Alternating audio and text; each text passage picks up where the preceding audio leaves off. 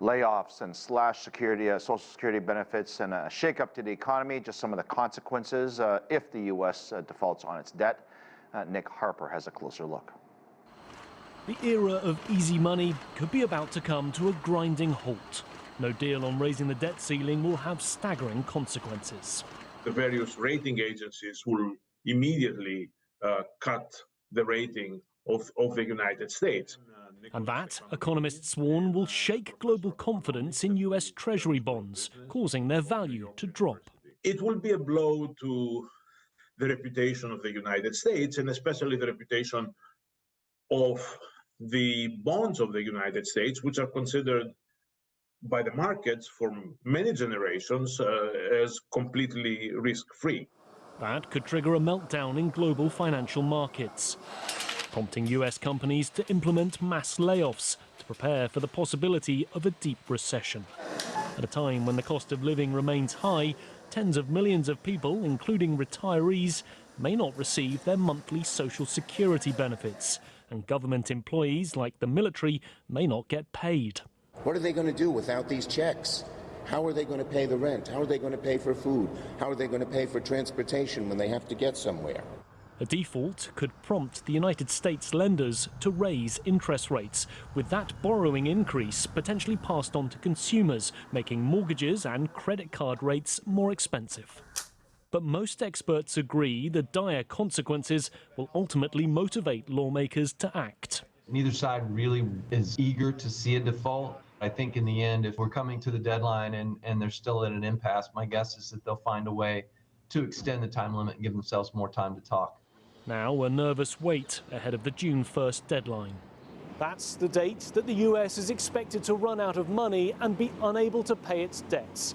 A scenario that Janet Yellen, the Treasury Secretary, says will cause an economic and financial catastrophe. Nick Harper, CGTN, Washington. For more on this, William Lee, Chief Economist at the Milken Institute. Good to see you as always. Is this a much ado about nothing? We've had this in the past where we have disagreements, but somehow within the last few hours of the deadline, they figure it out, right?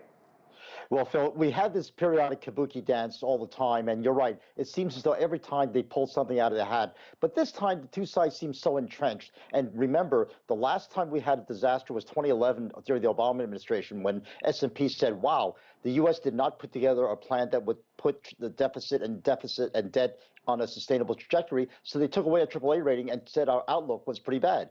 And that was a pretty big disaster under Vice President Biden then. Biden's lesson from that episode was don't negotiate with the Republicans, and that's his starting stance right now. He's not going to negotiate until he gets a clean bill that doesn't have any of these trappings that the Republicans want. So that's why things are more difficult than ever before. I get that. I mean, we are a nonpartisan network, I'd like to think. I get the Democrats want to blame the Republicans and vice versa, but for the global audience, they look at it, and I have to say, as Americans, we look pretty stupid here because we're fighting over something that we've already gotten the bill for. The raising of the debt limit is really a technicality at this point, and of course, nobody thinks or wants the U.S. to default. That would be stupid as well. And to set the record clear, the Milken Institute is also nonpartisan. I don't take sides one way or the other. But the facts are that we have this artificial debt limit where the U.S. and Denmark are the only two countries that have a nominal debt limit like this where it has to be raised simply because of inflation. Most other countries will have a debt limit that says 60% of GDP, as in Europe, or X% of GDP, and it'll naturally rise by itself as GDP grows. But here we have a political impasse. And the reason why the Republicans and Democrats didn't want to get rid of this when they were in the majority position was because they know that eventually they'll become the minority party again, and this is the best political leverage they can use to negotiate with the other side. So we've been having this kabuki dance for quite a while, and we'll keep having it for some time to come. In the last hour, we've had a significant update to this story.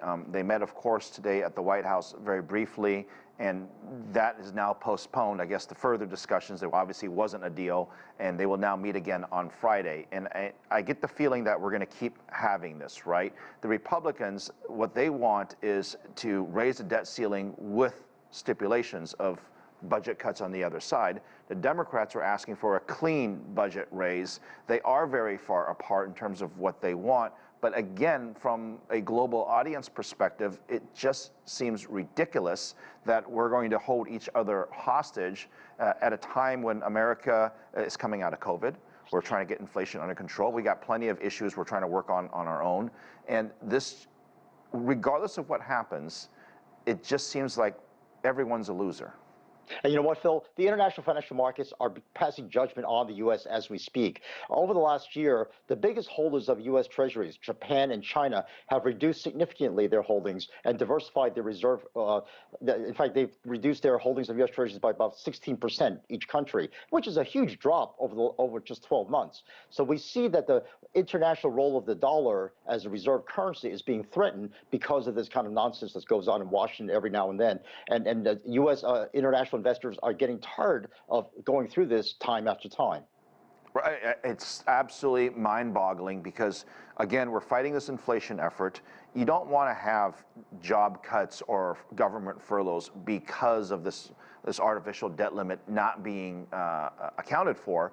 At the same time, though, you still have the inflation issue that we're dealing with, that in the event there is a dip in demand, I got to think inflation would go down. And this is a terrible conversation to have overall because, again, both sides are going to look stupid. What would it take for both sides to get together and get a deal done? It seems to me the White House is trying, but in Congress, they're very much still divided. I mean, what do you think will ultimately happen? You're absolutely right. This is a huge distraction from the policymakers to do serious policy of fighting inflation. But I think one thing that this is sure to become is a political game, because whatever side moves first is the side that loses, because they know that once they give ground, either the Republicans or the Democrats, the next round of negotiations, they're going to have to give more. And it's not this debt ceiling discussion they're worried about, it's the next one. And I think that's why both sides are being intransigent. And we're going to go right up to the wire, and we may even pass the wire. And S&P may say, hey, you guys, we've had enough of this. Your AA rating is now single A. And that would truly be a disaster and embarrassment for the United States. Tell me why that's a disaster and what would happen to the markets. Every financial asset in the world is priced off of U.S. Treasuries. The Treasury is the bottom safest rung of pricing for international bonds. Everything else is layered on top of it. If we now have a role reversal where U.S. Treasuries are no longer the safest asset around, the pricing mechanism in the world is going to get confused to the point where companies are going to have a difficulty time selling their bonds on the marketplace to raise investment funds. I never thought I'd say it, but we might have to buy some Canadian dollars, William.